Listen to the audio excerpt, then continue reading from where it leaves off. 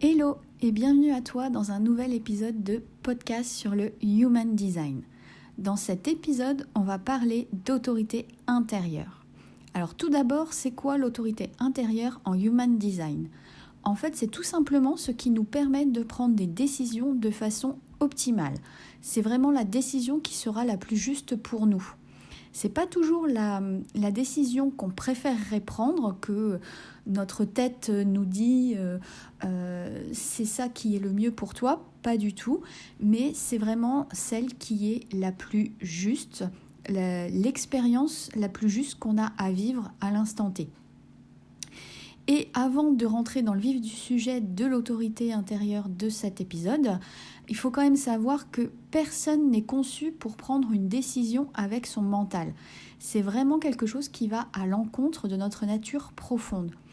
Le mental, c'est un super outil. Il nous aide à organiser nos pensées, à réfléchir, etc. Mais il n'est pas fait pour prendre des décisions.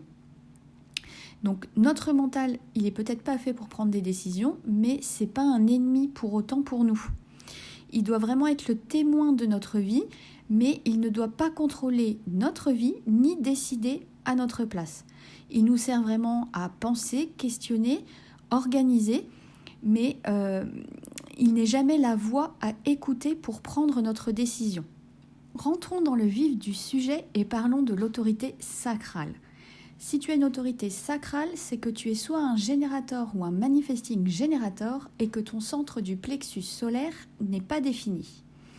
En fait, cette autorité, elle ne va pas apporter grand-chose de plus par rapport à ton centre sacral, parce que tout va se jouer avec ton centre sacral, la réponse instinctive de ton centre sacral. Avec cette autorité, il va falloir vraiment te poser des questions fermées avec une réponse en oui, non. Est-ce que j'ai l'énergie à mettre dans ce projet ? Oui, non. Est-ce que c'est vraiment quelque chose qui me fait vibrer, qui va me mettre en joie ?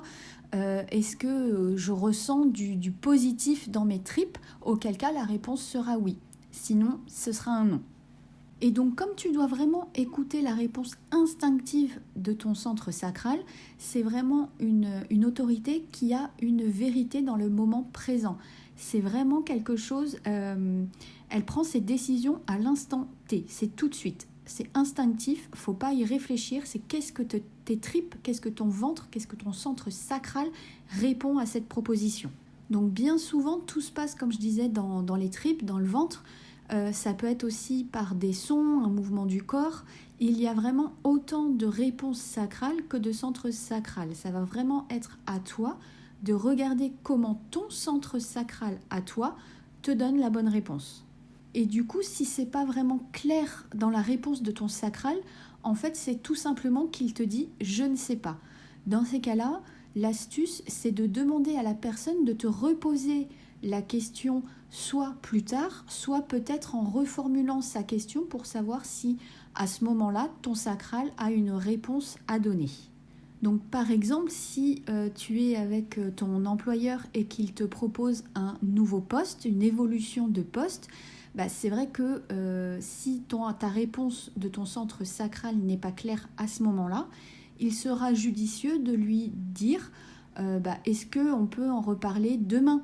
Ne serait-ce que le fait qu'il te repose la question ultérieurement, peut-être qu'à ce moment-là, ton centre sacral va pouvoir répondre de façon plus claire à cette proposition.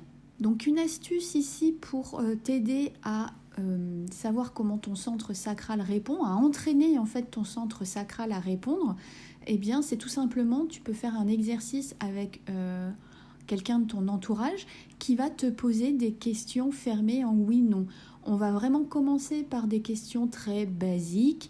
Est-ce que tu aimes la glace au chocolat ? Oui, non. Est-ce que tu vis dans une maison ? Oui, non. Enfin, vraiment des questions très basiques. Et au fur et à mesure du temps, eh bien, les questions deviennent plus précises. Et si on reprend l'exemple de l'évolution de poste, eh bien, demander à la personne de ton entourage de te demander est-ce que c'est un poste qui est fait pour moi ? Oui, non. Est-ce que j'ai envie de faire cette évolution de poste.